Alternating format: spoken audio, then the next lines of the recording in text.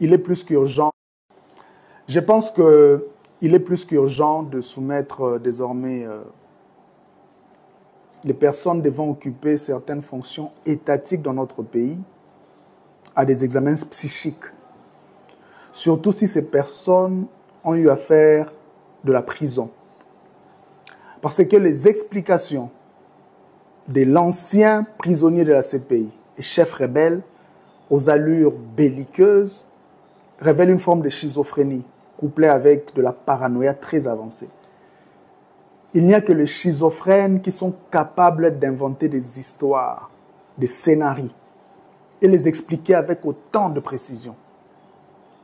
Je comprends qu'il applique ce qu'on appelle la psychologie inversée à laquelle il a été soumis pendant ces années passées en prison.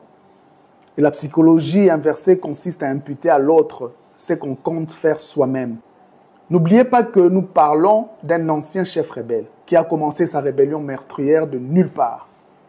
Rappelez-vous du contexte.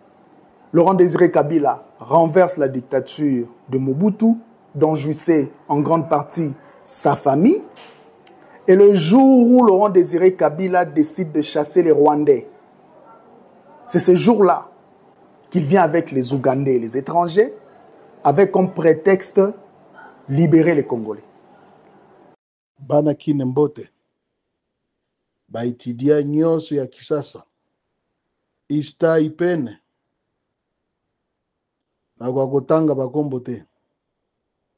Kuna na universite kuna, na Luvanium, ba universite tondi mingi na kine. Sika nyonso bozoko ka audio oyo.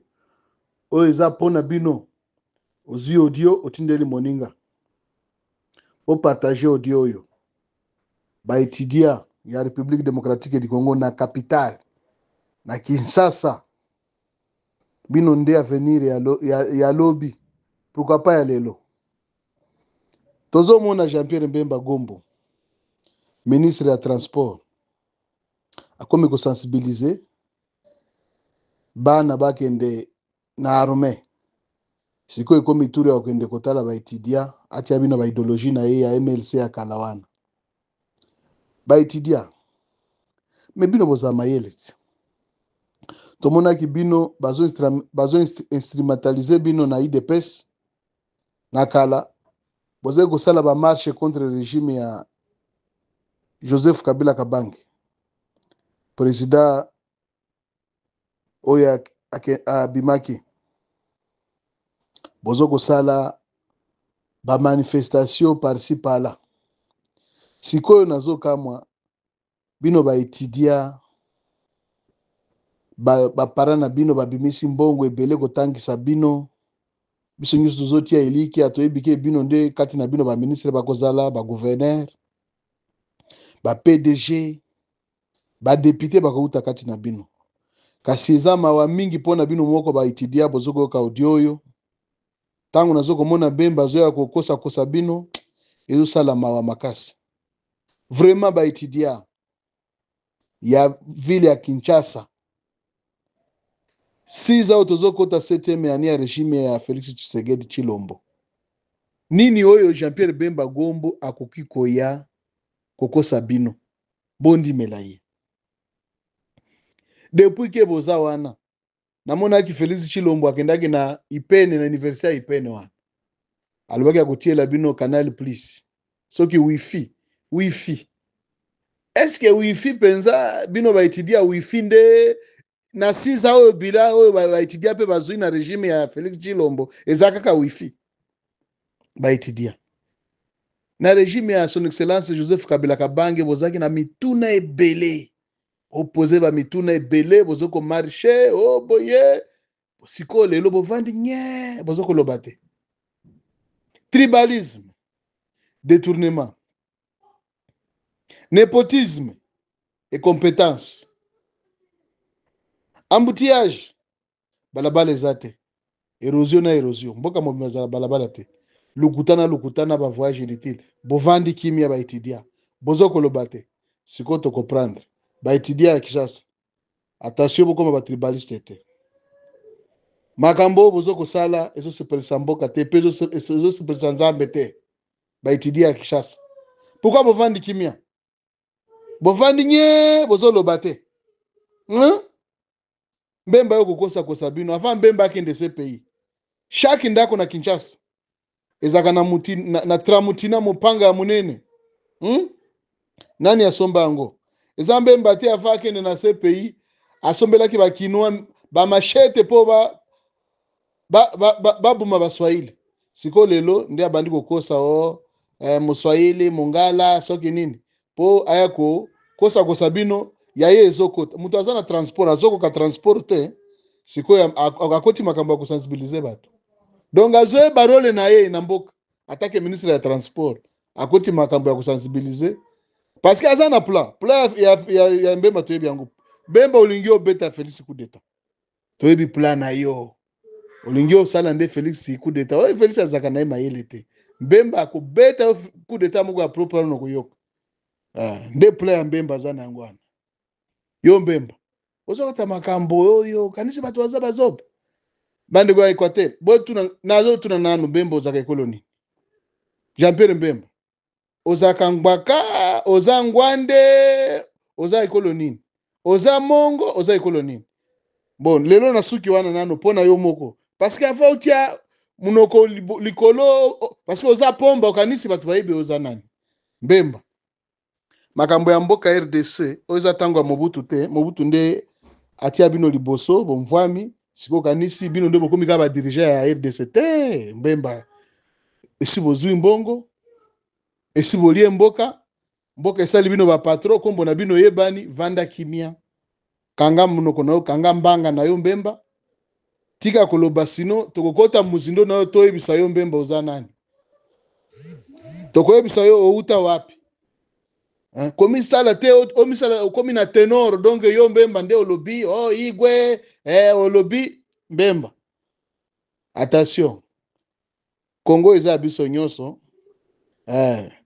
soki bandeko ya Equateur bamatisaki yo batie yo liboso kokanisa te ke toyebi muzindo na yo te mbemba na mboka oyo Congo ifo bato mosusu mpe baloba yo te babiso oyo toloba bana baetudia bandeko baetudia oyo bazali awa bakozala badirige ya lobi ifo mpe bango baloba mpo na mboka kasi yo tosengi yo lisusu te oya liboso obima kaka leader mbemba te tika buzoba na yo bemba oza tribaliste osomba ba machete na Kinshasa ti lelo eza na bandako ba tramutina toyeba tramutina wana na kombo ya mbemba avokende ce pays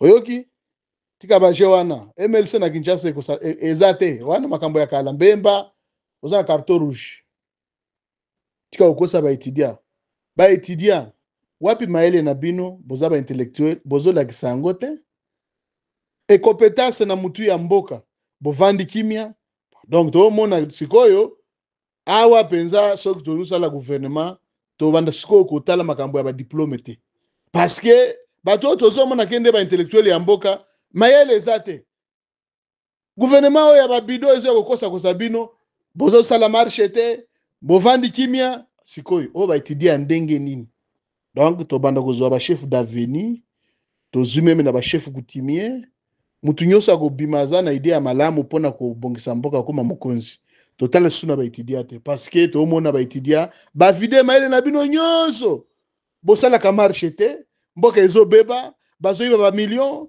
batribalize mboka batribalize armée lukuta na lukuta Allemagne d'Afrique bokolia 4 fois par jour bakotonga plus de 38 km ya balabala ata centimètre moko etongami te siko mbemba akomi koya kopesa bino ba idéologie ya lukuta bazola zina ba idéologie ya lukuta pe bozo vanda noki azoloba kombo ya Kabila kuna Kabila za suna pouvoir te ngongo oyo eza Félix nde aza na pouvoir balabala nini oyo Félix atongi Kabila ye kobonja yango bolo eloko nini Félix asali le président Kabila ye kobebisa ezate bolongwa na distraction wana batika ko distraire bino te depuis bazwaki pouvoir na 2019 ti lelo nini basali eloko te kasi bazokosa bozo vanda gagner bozangi mai bazokosa bino ekomi Kabila. Soki eza Kabila te bakokosa bino eza Rwanda. Bozangi balabala bakokosa bino no eza Rwanda. Soki eza Rwanda te ekomi Kabila pe bakinwa. Surtout bino ba étudiant. Ezo sala pasi mawa. Tango nazomona Mbemba azotelema liboso na bino. Azokosa bino vraiment eza pasi. Botala mosika sinon tokota na face B. Nauta ikoloba eza pasi mingi kozala na capitale na Kinshasa. Parce que qui ne pensa izo trahir mboka na distraction pe na masanga. Boza trop distrait bakinoa. Esika tozo bake vraiment batu batangi na Luvanium. Batu batangi na IPN. Hein? Na ba université nyoso wana Ista Kinshasa wana toyebike batu oyo nde bazo baidaka mboka ba territoire ya lobby. Mais Mbemba zoya kaka ministre ya transport bozo tunayepe question te ndenge ni o ministre ya transport okomi awa. Donc siko bino ba itidia donc Mbemba ye wana ko recruter bino po bokota na ministère ya transport. Boye bisanga nana. Aye ko pesa bino ba idéologie kuna o ezangi tina o bokozo eloko moko te lobby. Bon nasuki wana koloba mingi te kasi Jean-Pierre Mbemba Gombo yo komi mona leader ya RDCT tango na yo esili so lungi oloba makambo ya RDC zala mwana réserve parce que toko na tour mosu toko kota makambo na yo so moko bangala bandeko ya bangala basilikaka babimisaka basekele na yo Jean-Pierre Mbemba yo pona RDC okukoloba loba te Jean-Pierre Mbemba foza na réserve komila kisakate yo nde leader ya Congo yo nde Jean-Pierre zala na réserve sinon tokotela yo bien Jean-Pierre Mbemba ese na mboka Kongo yo za penza na pouvoir ya kotia pe munoko liboso oloba vanda kimia oyibi esi oyibi na ba plan yo lingi osala lingi mila kisapo o renverser Félix wana etali bino na niyo sacré etali biso te attention nasuki awa bana mboka ba étudier surtout message ozaki pona bino article 64 epesi biso nyonso pouvoir ya kobengana gouvernement oyo elingi ezwa pouvoir par force mpendenge bozo komona Félix azoko sala na groupe na oyo ya Union Sacrée ba mboso kudi ya kwanga yo si omona wapi mukonzi lokola mutu lokola mboso kudi ya kwanga deuxième vice président ya Assemblée nationale azoloba tele akufa ye mboso ye moko nano azomona teke alingi adai mboso ndenge azaliwa mais azolikela ba mususu tele akufa mususu akufa donc wana distraction biso na RDC awa depuis MPR tilelo kaka basiloga wana tilelo bakino bozomela tele akufa nani azopuma mboka tele échanger nini si basali balabala nini basali bozaka na distraction bo nasuki awa kasi turu mosusu na obeta susu ya mibale me bakinoa peuple kinois so bokebi te bokotikela kaka na distraction na bino wana na miziki na masanga parce que pe ndenge bolingaka matanga bokokontinue na matanga na bino wana kobeta ngo deuxième tour so bo changer te etali bino na ebini na lingi na lopo parce que bino bakinoa nde bobebisi mboka na distraction na bino kokubisaka ba inutile mutulukula Mbemba bozomona ikaka boyotika ye botala na Équateur nini Mbemba si asala vice président de la République ministre de la défense ministre de transport Équateur eza na balabala te Équateur eza na hôpital te Équateur eza na ba école te mais azo okosa kosao yo Mbemba keba na yo komona ki oza munene na ba cross wana ozosala wana makambo ya kala ya 97 nairo te oyoki donc nairo oyo eza ndenge wana te nzambe si alongoli bino déjà nzambe aza na bino te Jésus Christ aza na bino te bo sala makambo wana ba muscle eza te nzambe si abwakisa bino déjà kobana na Félix Chilombo ti Union Sacrée nyonso boza suna valeur te merci beaucoup wabino Tumaini bya Mungu eli coordonnateur national ya mouvement article 64 étudiant organiser esikozali oso organiser esikozali bana ista boso organiser esika bozali naozwa ba appel ba message tout ça mais nalingi na mona nde boningisa pona yeba ke ba représenter MA64 bazana Ista bazana IPEN bazakuna na Luvanium na ba université nyonso wana za na capitale s'organiser vous comprendre eza makambo te bo s'organiser